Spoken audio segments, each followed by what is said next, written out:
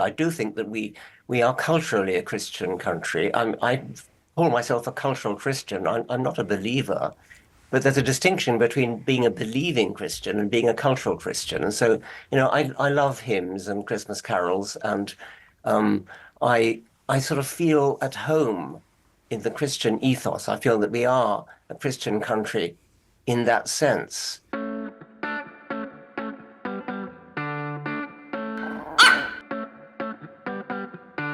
Do you guys remember how Christians reacted to this Dawkins interview that he did in 2024? Some of them literally thought he was endorsing Christianity and that maybe he was on the verge of converting, which is the furthest thing from the truth.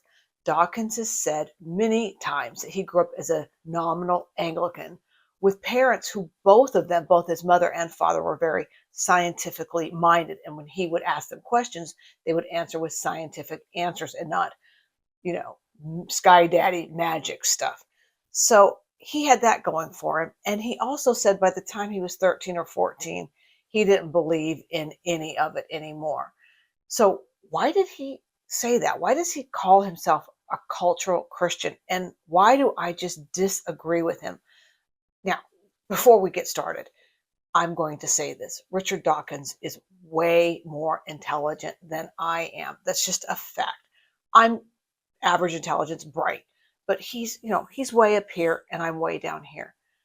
But like all intelligent people, he doesn't know it all. I have a lot more lived experience. And if there were three sides to a coin, I've got all of them. I was a fundamentalist Christian for 30 some odd years.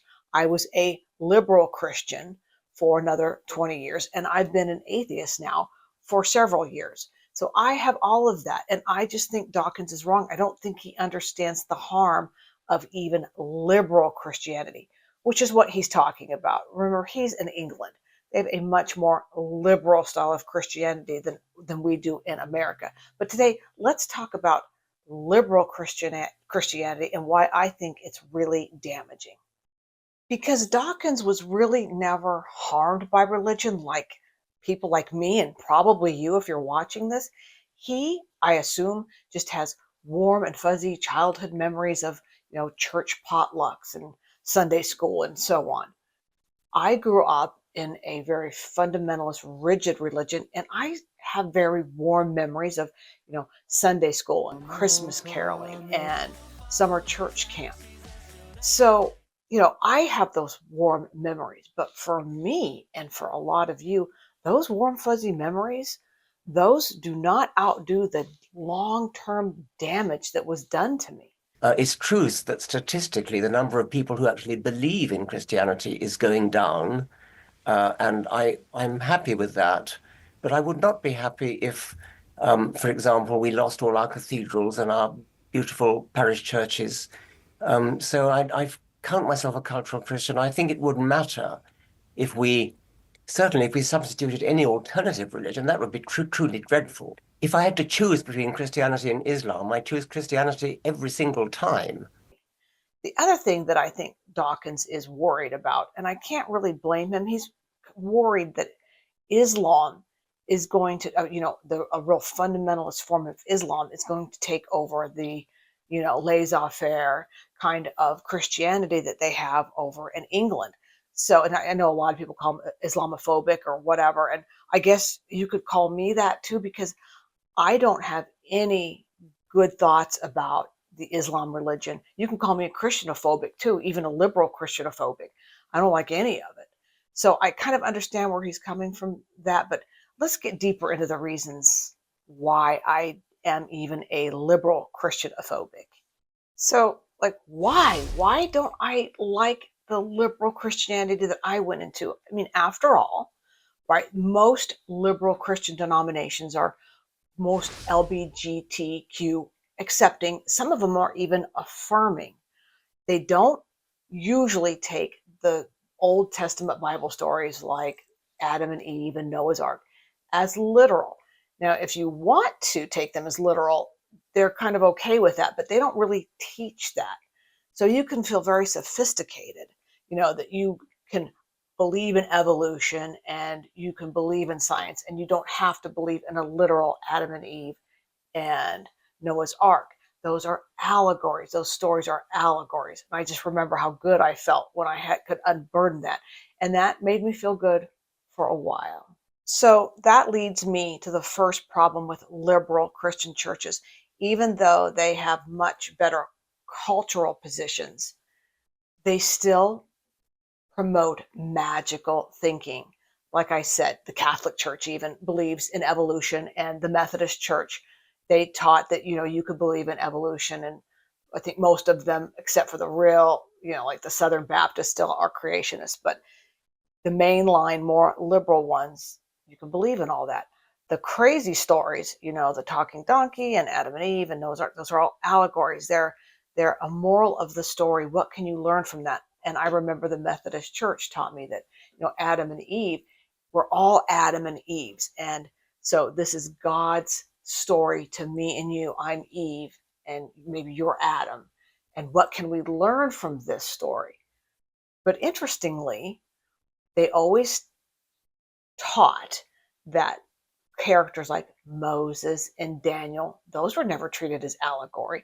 The Exodus out of Egypt, those things were still taught as real. They really happened. And of course, Jesus, with his pesky little stories about a virgin birth and his miracles and his resurrection, they haven't been able to get rid of that yet. So that's still that magical thinking. And of course, that you have an imaginary friend who's going to help solve all your problems. They still pray to God. They still pray to Jesus to help you solve your problems or give you answers or heal you. That's still all a part of almost all Christian denominations. So until they can get rid of that, it's still a lot of magical thinking. And Satan is treated as real. I was never learned that Satan wasn't real. I learned that hell might not be real. The United Methodist Church teaches like universalist reconciliation, meaning that God is going to bring all of his creation, back to him. And if you're punished, it will only be for a little while, that everyone's going to end up in heaven. So they always move the goalpost. Whatever becomes culturally unacceptable, if you want to be gay, if you want to be divorced, now if you don't want to believe in hell, that's okay. We just got to keep our butts in the seats so that we can keep tithing that 10% of our money. That's really what it boils down to. They're peddling magical thinking so that they can keep the butts in the seat and that money rolling in. And they will absolutely move the goalposts when they need to, and they do. And they lie. They lie. They lie. Just like fundamentalist churches, they avoid the bad parts of the Bible. Oh, they're never going to read like Leviticus 25:44 through 46, the one about slavery. These are avoided like the plague. The United Methodist Church, they have scriptures that are planned out for a whole year, and they are read, and usually the pastor will preach on those. They're almost always out of Psalm, Proverbs, the Old Testament, Ruth, Esther, the books of the Bible that aren't problematic. And if they do pull verses out of the problematic books, it's always something about prophecy. It's never like the ones in Leviticus or the ones in Deuteronomy about how to treat women. Never, ever do they preach on that. It's lying by omission. And when they're confronted about genocide or slavery that's condoned by God in the Bible, they go back to that old excuse of that, well, that was then and this is now. And God was meeting the people where they were. He was guiding them along, as if God was scared of human beings. He wasn't too scared when he drowned all of them in a flood, now was he? Of course, that's an allegory. That wasn't real. You see how that works? You see how they twist it around so that the problematic things aren't real and the good things, the magical thinking is? That's a problem, and it's lies. It's all lies. And also, like fundamentalists, they steal. They steal from you. They steal your time. They steal your money. They steal your energy. It's all stolen for you for promises of an eternal life. and I don't like being conned. If a woman came up to you and she appeared homeless, she was in rags, she had 3 raggedy children with her, and she said, if only you will give me 10% of your income. So if you make $50,000, if you give me $5,000 year after year after year till you die, then everything will be okay. You will have eternal life. All these magical, wonderful things are going to happen to you. And then you found out actually she was a billionaire who lived in a mansion on the hill where you're living in your modest ranch style home at the bottom of the hill. Would that be a lie?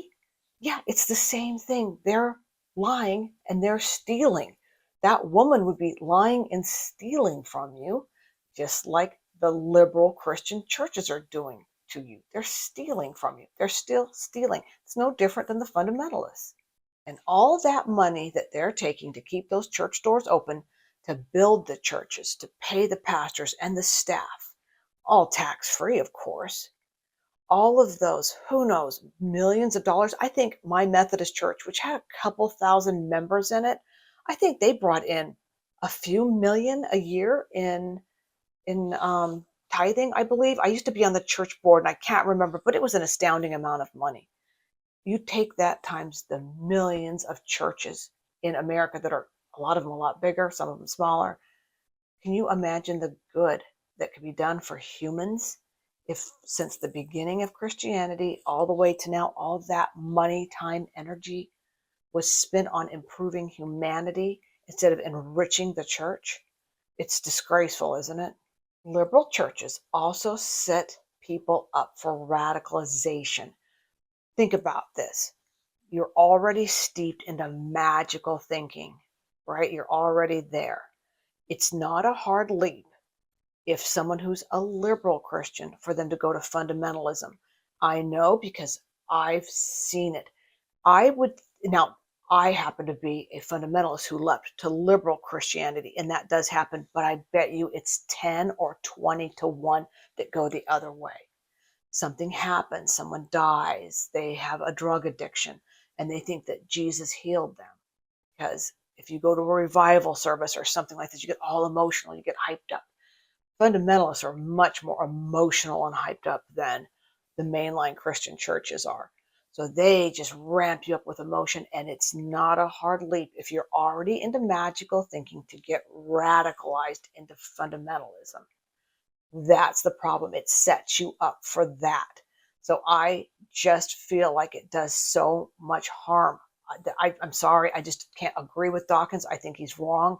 I would like to see every church door closed down. I don't care if I sing another hymn. Do I still enjoy a Christmas hymn? Of course. Do I still have warm memories of my childhood? Of course.